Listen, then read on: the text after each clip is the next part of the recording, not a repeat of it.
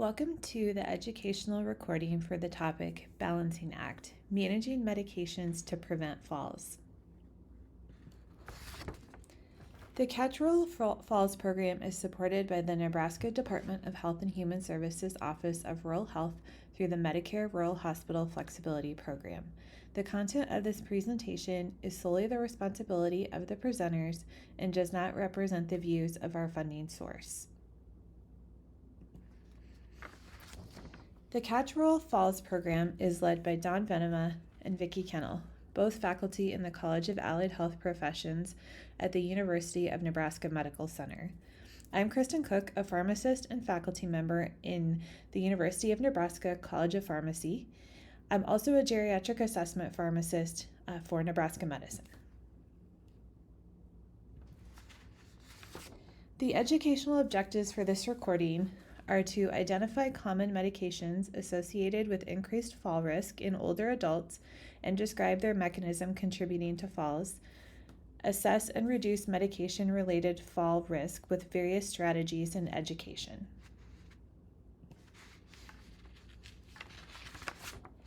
The Centers for Disease Control has a framework to follow for fall risk management of older adults in primary care settings.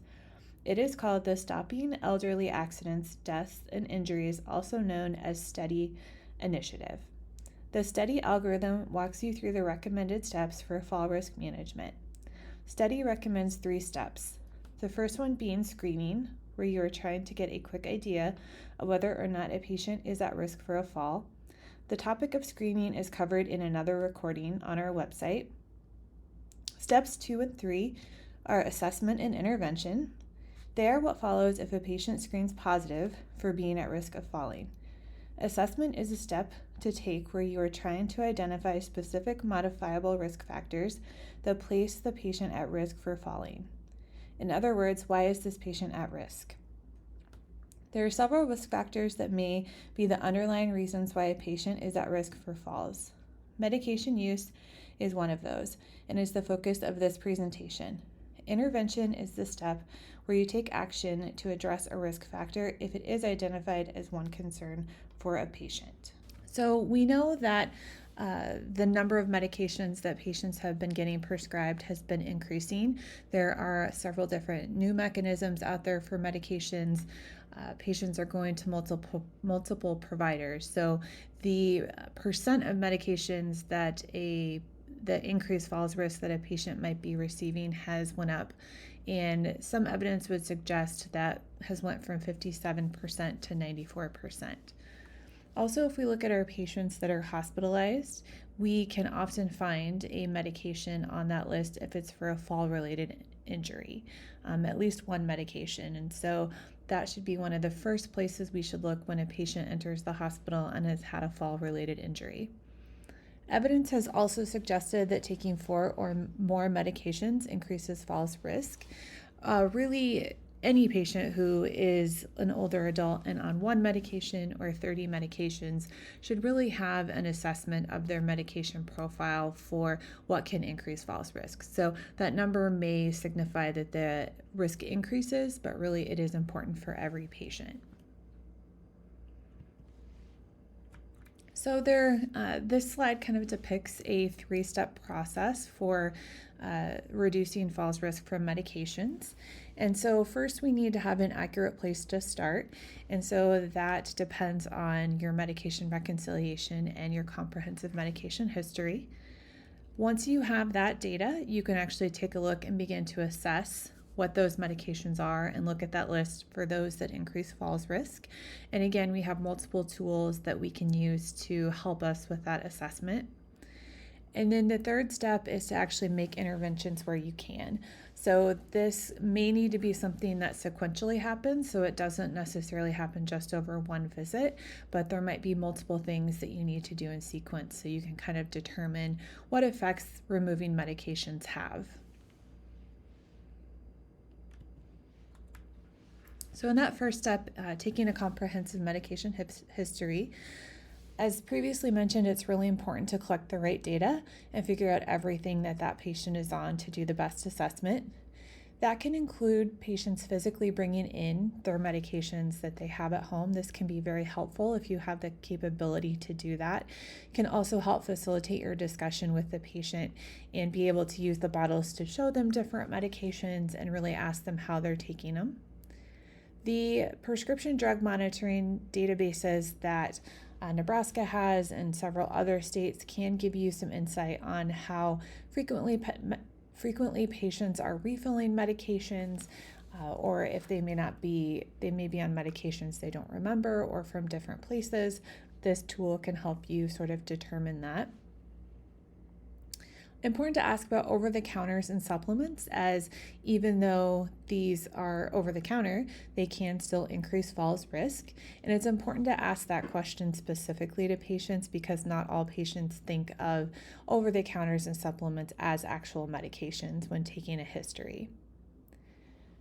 We'll also need to verify dose and frequency. Patients stop and start medications all the time on their own, so it's important to determine if it's on the list, if they're actually taking it. Especially for those that are as needed, it's important to actually quantify how much they're using it. It can range from not taking it at all to taking it well over the prescribed amount. And then asking about their medication management methods. So are they using a pill box? Do they have a caregiver who is supporting them with medication management? And this can be important to actually implement your interventions. So you can make a great intervention, but if the patient's not capable of actually going home and doing that, then your intervention really is not going to succeed. So the next step is assessment. So once you have that, great medication list, there are several tools available to help you look at that list and determine falls risk. The two listed here are the Stop Fall tool and the Beers criteria.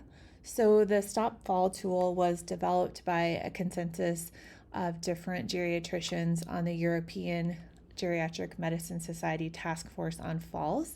It is connected to the Start-Stop criteria, which some may be familiar with, which is a set of criteria very similar to the Beers criteria developed in Europe, that is which medications should we start in older adults and which medications should we stop. The Beers criteria is developed by the American Geriatric Society here in the United States. Both of these criteria provide lists and different recommendations of medications to avoid in older adults with falls. The tables presented here on this slide are examples of what you might find in those tools. So the stop list will actually list the medication class and then the commonly used or the common medications in that class. They will give criteria for if a patient is experiencing a certain symptom that you should consider withdrawing the medication.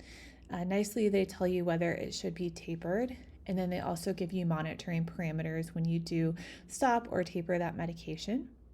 The Beers criteria has very similar things in it, so it will talk about the drug class plus drugs within that class, and then it will list multiple concerns about a particular medication class. So that can include falls and occasionally include some other things under those concerns in addition to falls. The nice thing about the Beers criteria is it also lists some alternatives. So if you have a patient, for example, here that is on zolpidem for sleep and that patient is falling, they give you some alternatives you can actually implement in its place. There are a lot of individual drugs and drug classes in those tools that increase risk. This slide depicts some of those common medication classes that are higher falls risks as groups. This is not necessarily comprehensive of all the medication classes that increase falls risks. If you see patients on these agents, you really need to evaluate their necessity. Several on here cause sedation as their main risk for falls, like opioids, antihistamines, muscle relaxants. Some of the medication classes cause issues with balance and dizziness, like antihypertensives, antiepileptics, antidepressants. And then several classes on here have anticholinergic properties that lead to sedation, possible blurred vision, and confusion that then lead to increased falls risk. anytime we're evaluating a medication list for falls risk, we need to think about orthostatic hypotension. This can be a significant contributor to falls, so it's important to not only take the appropriate measurements, but also look at the classes of medications that are more likely to cause this. This, of course, has to be a balance with the antihypertensives patients need for cardiovascular risk reduction. So this list is a tool or a list you can use of medications that contribute to orthostatic hypotension. Some of these are repeated from the previous slide, but this is again drugs that specifically cause orthostatic hypotension. And you'll see at the bottom there and in some of the other areas that there are drugs on this list like marijuana, which is now legal for medical reasons in many states. So not just our typical prescription and OTC meds, but if your patients are using other drugs, that can be an important risk factor to assess. A couple other specific categories of medications or disease states to think about. Our diabetes patients can be at increased falls risk for things like neuropathy, but there are several medications or medication use with diabetes that can also increase risk of falls or fracture. So any medication with significant hypoglycemia risk like insulin or sulfonylureas are important to take a look at. Does that patient need that medication? And even more important with insulin, their ability or the patient's ability to administer the insulin correctly and to be able to see the dose accurately on the device. So if they're not able to do that, that increases their risk of hypoglycemia and falls. And then we also have drugs that we use to treat diabetes like pioglitazone that in and of itself increase fracture risk.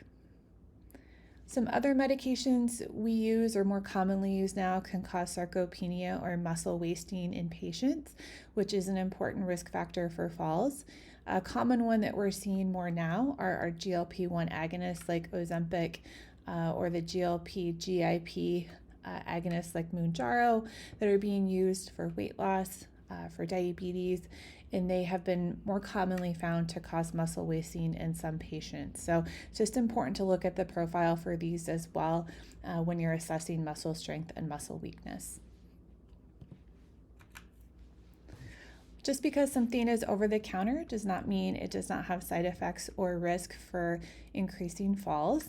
So we have sedating products that can be sold over the counter, things like ZQuil, Tylenol PM, and a lot of times we can find these agents, or we can find people using multiple agents that have these sedating products. So they might have Tylenol PM at home plus ZQuil and can be taking both. There are products that are marketed for older adults, including proprietary blends that can increase falls risk. Proprietary blends, the products are not required to list the amounts of certain ingredients that are in that product, so that can be difficult to assess. And you'll find here listed too some of the more common supplements with increased risk for hypotension, sedation, and bleeding, which impacts falls. And so just bottom line is to make sure you're reviewing supplements and their possible adverse effects, including increased falls risk. And this is a great area to utilize your local pharmacist as well to have them take a look at the different products your patient's on. So once you've made an assessment of medications on the patient profile that can increase falls risk, are you able to actually implement strategies or interventions to reduce that risk? The biggest one being deprescribing. So are you able to actually get rid of a medication that increases falls risk? That's not always the case. Some of our patients, for example, need to be on opioids for pain management. So those are things we can't necessarily deprescribe. But if we can, we should at least make the attempt. This can range from doing tapering down to lower doses, to stopping a medication, to changing the timing of something. For example, a medication that causes hypotension, you can change to bedtime to possibly decrease that risk, and substituting with different alternatives as well.